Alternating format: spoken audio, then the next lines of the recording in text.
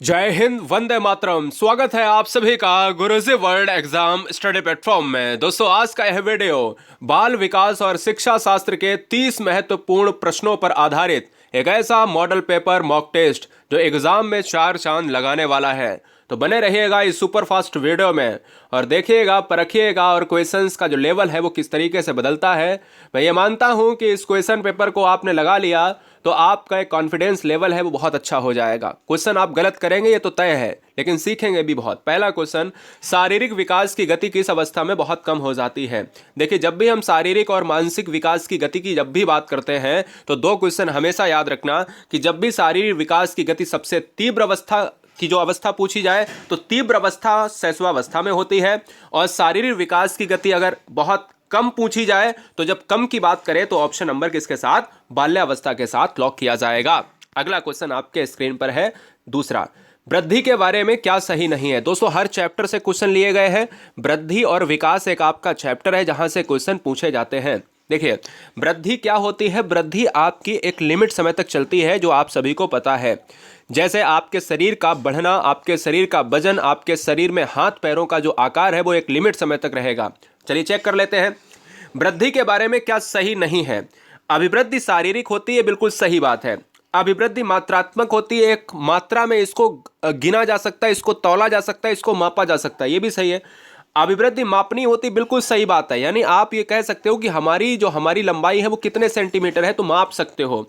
और अभिवृद्धि जीवन पर्यंत चलने वाली प्रक्रिया, यही इस क्वेश्चन का आंसर हो जाएगा। यही सही नहीं है। मैंने कहा कि अभिवृद्धि जो होती है वो लिमिट समय तक, भाई एक लंबाई है वो लिमिट समय तक ही बढ़ेगी, यानी जीवन पर्यंत नहीं। विकास जीवन पर्यंत चलता है। अगर यहां पर क्वेश्चन में ये होता कि विकास के बारे में कौन सा कथन सही है तो यहां पर ये वाला सही हो जाता। अगर ये पूछता कि विकास वृद्धि के बारे में कौन सा नहीं है तब भी ये आंसर ये हो जाएगा। अगला, गणितीय संरचना का विकार छात्रों में कहलाता है। गणितीय संरचना का जो अक्षमता विकार है, डिसेबिलिटी है, बच्चे कैलकुलेशन में कमजोर होते हैं तो डिसलेक्सिया कहलाएंगे, डिसकैलकुलिया कहलाएंगे, डिसग्राफिया या ध्यान अभाव अतिसक्रियता विकार। 30 क्वेश्चन में जो आपका स्कोर है वो मिनिमम 15 का क्वेश्चन रहना चाहिए। ये बात आप तय कर लीजिएगा। मिनिमम, मैक्सिमम तो आप 30 में 30 करें, 30 में 25 करें। देखिए, इस क्वेश्चन का जो आंसर जाएगा वो डिसकैलकुलिया चला जाएगा। डिसकैलकुलिया कैसे याद करोगे, ट्रिक क्या है कि कैलकुलेशन कैलकुलिया यानी कैलकुलेटर से होती है, तो कैलकुलेशन गणितीय में संरचनाओं में होगी, इसलिए इस क्वेश्चन का राइट आंसर भी जाएगा। डिसलेक्सिया होता है पढ़ने का विकार, डिस्ग्राफिया होता है लिखने का विकार। अगला क्वेश्चन स्क्रीन पर 4 नंबर, वृद्धि को प्रभावित करने वाले कारक कौन से हैं। वृद्धि को प्रभावित करने वाला कारक, यानी आप जो वृद्धि की बात करते हो, जो अभी हमने क्वेश्चन नंबर 2 में सीखा है, वृद्धि को एनवायरनमेंट करेगा, बिल्कुल सर करेगा। आपका स्वास्थ्य अच्छा है तो वृद्धि कहीं ना कहीं बहुत अच्छे से होगी, अगर स्वास्थ्य खराब है तो वृद्धि कमजोर होगी। आहार बिल्कुल पड़ेगा, शरीर पर आहार का असर पड़ता है, प्रोटीन, कार्बोहाइड्रेट्स ये सब लोगे तो अच्छा होगा, नहीं लोगे तो शरीर खराब हो जाएगा, इसलिए इन सभी का पड़ता है, ऑप्शन डी जाएगा। अगला, बच्चे की बुद्धि लब्धि 90 से 110 के मध्य में है तो वह है। यह क्वेश्चन बहुत रिपीट हुआ और बहुत बार हमने कराया है। दोस्तों, इस क्वेश्चन का जो राइट आंसर क्या जाएगा, देखिए चैनल पर अगर आप नए हैं या नहीं हैं आप, तो हमेशा ये याद रखिएगा, शिद्दत के साथ पढ़ने के लिए, ईमानदारी से पढ़ने के लिए, और ईमानदारी से अगर एग्जाम में बैठने जा रहे हो, उसको क्रैक करने जा रहे हो, तो ईमानदारी से चैनल को सब्सक्राइब कर लेना। 5वां नंबर का जो आंसर जाएगा वो किसके साथ चला जाएगा, इस क्वेश्चन का जो राइट आंसर जाएगा वो किसके साथ, सामान्य बुद्धि के साथ चला जाएगा। सामान्य बुद्धि वाला बच्चा 90 से 110 IQ के बीच की बात करता है, 70 से कम होगा वो बुद्धि लब्धि में कमजोर बच्चा होगा। यानी क्वेश्चन नंबर 6 आपके स्क्रीन पर ये रहा। हॉल का सिद्धांत निम्नलिखित में किसकी व्याख्या करता है। दोस्तों, क्लर्क हॉल की बात करें, CL हॉल की बात करें तो हम ये कह सकते हैं ये हॉल साहब हैं, और ये हॉल साहब ने बुद्धि की प्रकृति के बारे में नहीं बताया, अधिगम में अभिप्रेरणा की भूमिका के बारे में नहीं बताया, मूल्यों का विकास के बारे में नहीं बताया। अब ये क्लार्क, देखिए बहुत से बच्चे दो परेशानियों से गुजरते हैं। एक तो CL हल को हॉल मान लेते हैं, ये गलत हो जाएगा, तभी मैंने CL हल और क्लार्क हल का नाम लिया। और एक होते हैं स्टेनले हॉल, तो ये स्टेनले हॉल साहब हैं, यानी GS स्टेनली हॉल साहब हैं। और ये स्टेनले हॉल साहब वही वाले हैं जिन्होंने कहा कि भाई किशोरावस्था बड़े ही तूफान और उसकी तनाव की अवस्था है, तो किशोरावस्था का विकास और उसका वर्णन, उस पर स्टडी मिस्टर हॉल ने किया है ना, ये स्टेनले हॉल है। क्वेश्चन नंबर 7, गार्डनर ने 7 बुद्धि का अधिमान सिद्धांत दिया। तो क्वेश्चन में पूछा जाए गार्डनर ने कितनी बुद्धि, 7 बुद्धि दी हैं। इनमें से कौन सा नहीं है, स्थान संबंधी बुद्धि, भावात्मक बुद्धि, अंतर्वैयक्तिक बुद्धि, भाषात्मक बुद्धि। तो देखिए, इस क्वेश्चन का जो राइट आंसर जाएगा वो भावात्मक बुद्धि का आपने सिद्धांत में प्रयोग नहीं किया है, ऑप्शन बी जाएगा। गेस्टाल्टवाद का जन्मदाता किसे कहा जाता है? चिंदी सा प्रश्न है गेस्टाल्टवाद के लिए। तो दोस्तों मैं सभी को बता देता हूं, कोफ़ा कोलर और गेस्टाल्ट, ये मैक्स वर्थाइमर, ये क्या है? ये गेस्टाल्टवादी हैं, गेस्टाल्टवादी हैं। और इस गेस्टाल्टवाद का उदय हुआ था सन 1912 में हुआ था। इसका गेस्टाल्टवाद का मतलब होता है समग्र आकृति या पूर्ण आकृति, यानी समग्रतावाद जो होता है वो होता है गेस्टाल्टवाद। गेस्टाल्टवाद का जन्मदाता कहा जाता है मैक्स वर्थाइमर को कहा जाता है, इसलिए इस क्वेश्चन का आंसर ऑप्शन नंबर ए चला जाएगा। प्रकृति पोषण विवाद निम्नलिखित में किससे संबंधित है? प्रकृति पोषण विवाद जो है निम्नलिखित में किससे संबंधित है, ये आपको लॉक करना पड़ेगा। व्यवहार एवं वातावरण, वातावरण एवं जीव विज्ञान, वातावरण एवं पालन पोषण, या अनुवांशिकी एवं वातावरण। दोस्तों प्रकृति पोषण विवाद निम्नलिखित में किससे संबंधित है? तो वो है अनुवांशिक और वातावरण की बात करेगा, यानी अनुवांशिकी एवं वातावरण लॉक किया जाएगा। ऑप्शन नंबर डी को लॉक किया जाएगा। बालक का सामाजिकरण किससे संबंधित नहीं है? बालक का सामाजिकरण किससे संबंधित नहीं है? आधारभूत मूल्यों को परिवर्तित करने से। क्या ये होगा? वह प्रक्रिया जो तुरंत हो जाती है, औपचारिक तथ्यों को प्रदर्शित करना, आदर्श आकांक्षाओं को गंभीरता से लेना। तो दोस्तों बालक का सामाजिकरण किससे संबंधित नहीं है? तो मैं कहूंगा निगेटिव की बात कर रहा है। देखिए ध्यान दीजिएगा, निगेटिव की बात जब भी करता है इस क्वेश्चन में, स्लाइड ठीक है, कोई समस्या नहीं है, बच्चे कह रहे यहाँ पर थोड़ा सा समस्या है, बिल्कुल सही है, कोई दिक्कत नहीं। सामाजिकरण का मतलब है सोशल डेवलपमेंट। सोशल डेवलपमेंट बच्चे का कैसे होगा?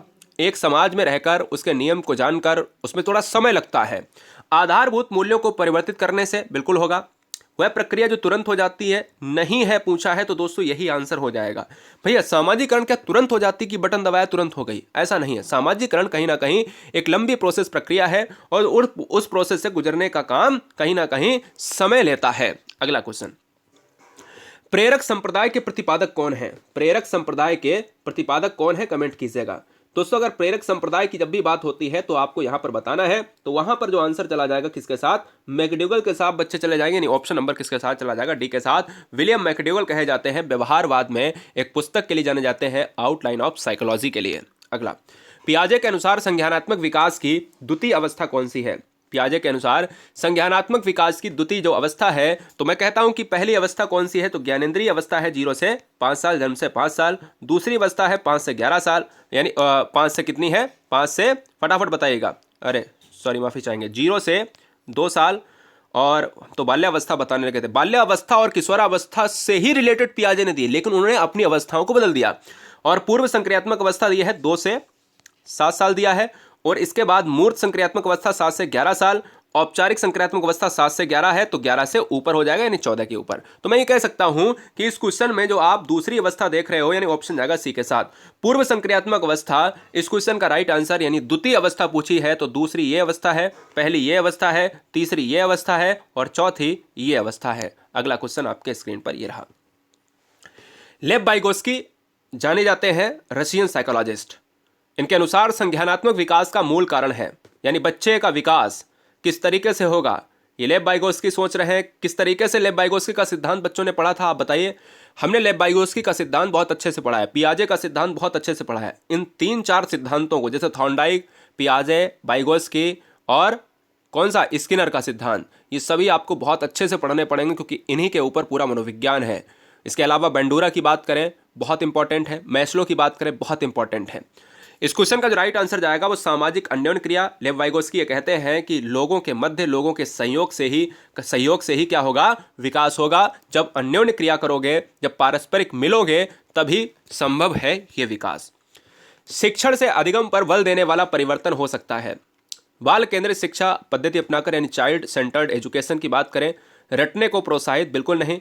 अग्र शिक्षण की तकनीक अपनाकर हो सकता है। परीक्षा परिणामों पर केंद्रित होकर, रिजल्ट पर नहीं।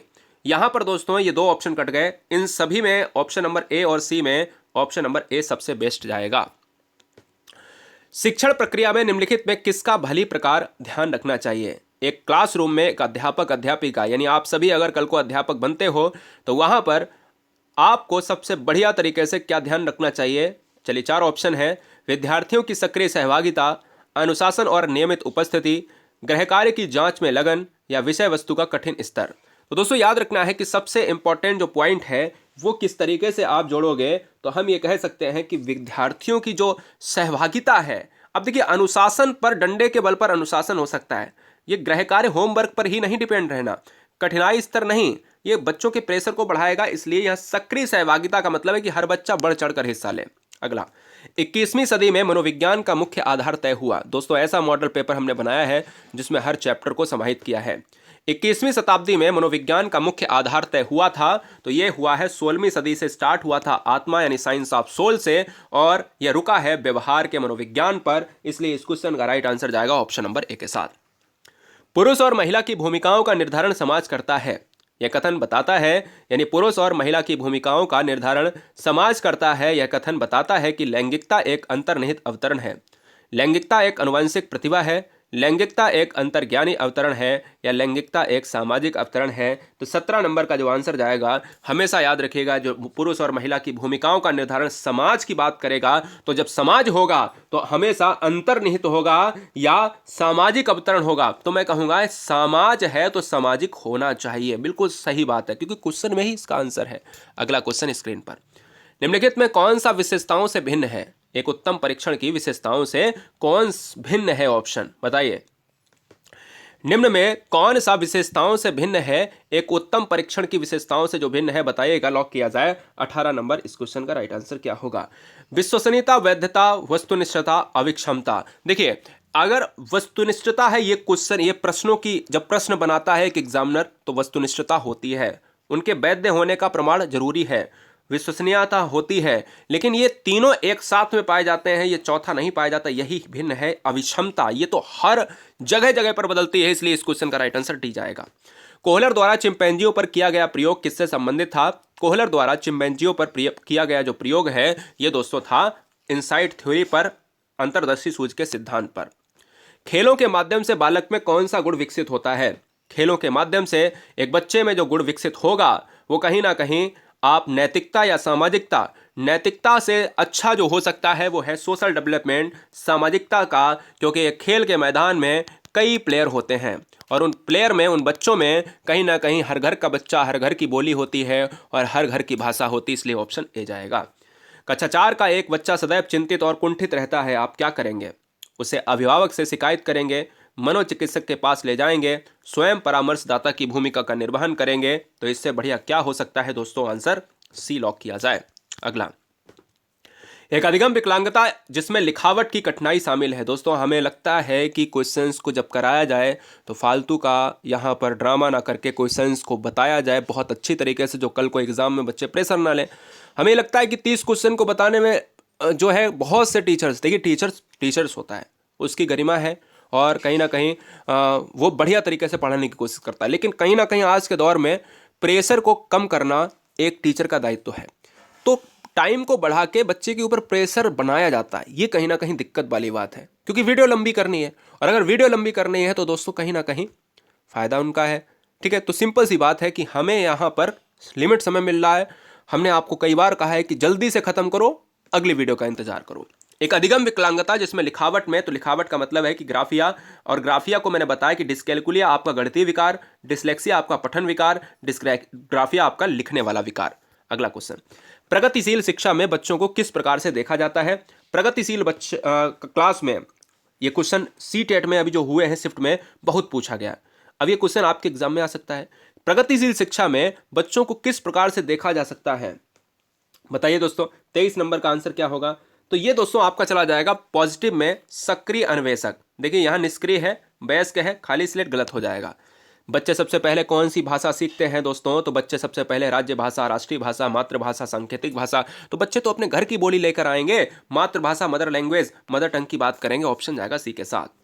जब एक बावर्ची खाना पकाते समय, ये थोड़ा सा यहाँ पर मिनट हो गया है, इसको यहाँ पर खाली भरो, 2 स्थान थे, इसको थोड़ा सा मैं अगले क्वेश्चन अगली स्लाइड में कराऊंगा, ठीक है ना। सीखने के लिए आकलन के रूप में देखा जाता है, लेकिन इसको अच्छी तरीके से जब हम टाइप कराएंगे तो कराएंगे, यहाँ पर टाइपिंग में मिस्टेक किया गया है। चलिए 26 देखिए, बाल केंद्रित शिक्षा किसकी देन है? बाल केंद्रित शिक्षा किसकी देन है? तो बाल केंद्रित शिक्षा क्या शिक्षा शास्त्रियों की देन है, मनोवैज्ञानिक निष्कर्षों की देन है, शिक्षा मनोविज्ञान, या फिर ऑल एबव? तो देखिएगा बाल केंद्रित शिक्षा जो है वो शिक्षा मनोविज्ञान के, इसमें ऑल एबव लगा रहे हो तो गलत हो जाएगा, वेरी वेरी मोस्ट इंपॉर्टेंट है। शिक्षा मनोविज्ञान ने क्या दिया है? तो आंसर बाल केंद्रित शिक्षा। संज्ञानवादी पद्धति के जनक कौन है? मिस्टर वॉटसन नहीं है, व्यवहारवाद के हैं। कोलर कोफा नहीं है, गेस्टाल्टवाद के हैं। ये क्या हैं? ये हैं गेस्टाल्टवाद के, ठीक है ना, गेस्टाल्टवाद के हैं। जीन प्रयाज, ये क्या है? ये हैं आपके संज्ञानवाद के, ठीक है ना, ये आपको याद रखना है। ये क्या है? व्यवहारवाद के हैं, ठीक है। तो इस क्वेश्चन का राइट आंसर क्या जाएगा? ऑप्शन नंबर बी के साथ। अशाब्दिक बुद्धि परीक्षण का प्रयोग किया जा सकता है। अशाब्दिक बुद्धि परीक्षण का प्रयोग जो है किया जा सकता है सभी आयु वर्ग के व्यक्तियों के लिए, अशिक्षित के लिए, सिर्फ बच्चों के लिए, शिक्षित एवं शिक्षित दोनों प्रकार के व्यक्तियों के लिए। अशाब्दिक बुद्धि परीक्षण का प्रयोग जो किया जाता है वो किसके लिए किया जाएगा? तो दोस्तों इस क्वेश्चन का जो राइट आंसर जाएगा वो अशिक्षित बच्चों के लिए या अशिक्षित लोगों के लिए, क्योंकि प्रथम विश्व युद्ध के दौरान शाब्दिक परीक्षण, बुद्धि परीक्षण हुआ था जो लिखे पढ़े लोगों के लिए था, पढ़े लिखे लोगों के लिए था, और अशाब्दिक बुद्धि परीक्षण जो है ये अशिक्षित लोगों के लिए है। और याद रखिएगा इनका प्रयोग कैसे करते हैं? इनका प्रयोग सिंबल्स के द्वारा, इशारों के द्वारा हुआ करता था। ऑप्शन जाएगा बी के साथ। स्मृति को निम्न विधि से मापा जाता है। जो स्मृति होती है, मेमोरी होती है। मेमोरी क्या है? जो चीज हम ज्यादा देर तक, ज्यादा दिनों तक याद कर सकते हैं वही आपकी मेमोरी है। पुनरुत्पादन, जिसको रिकॉल यानी याद करना, साक्षात्कार, अवलोकन, प्रयोग। तो यार स्मृति का मतलब है याद करना, रिकॉल, जिन चीजों को हम, स्मृति वही तो है जब हमें समय पड़े तो हम उसको याद करने की कोशिश करें और हमें याद आ जाए, और जो याद करने की कोशिश करें और याद ना आए वो विस्मृति हो जाता है। अगला, और ये रहा आज का लास्ट क्वेश्चन। वीडियो को लाइक नहीं किया है तो चैनल को लाइक कर लें और चैनल को सब्सक्राइब कर लें। गुरुजी वर्ल्ड के टेलीग्राम से जुड़ने के लिए GURUJI स्पेस WORLD, ये गुरुजी वर्ल्ड का टेलीग्राम ग्रुप है, इसको ज्वाइन कर लें। लोगो आपको ये वाला मिल जाएगा। मानसिक रूप से विकलांग से निम्नलिखित में कौन सा संबंधित नहीं है? जड़ बुद्धि, मूढ़, असामाजिक कार्य, अल्प बुद्धि। तो दोस्तों ये क्वेश्चन आपको यहाँ पर बताना है। तो असामाजिक कार्य जो है ये आपके मानसिक विकलांगता से नहीं है, ये सभी मानसिक विकलांगता है। तो ये बताइएगा, गुरुजी वर्ल्ड एग्जाम स्टडी प्लेटफॉर्म की वीडियो 30 मिनट की, 30 क्वेश्चन की वीडियो मात्र 15 से 16 मिनट के अंदर खत्म किया है, पूरी डिटेल के साथ, पूरी शिद्दत के साथ। और हम ये उम्मीद करते हैं कि यह वीडियो आप सभी के एग्जाम में मॉडल पेपर फर्स्ट एक 4 चांद लगाने की कोशिश करेगा। जय हिंद, वंदे मातरम, इंकलाब जिंदाबाद।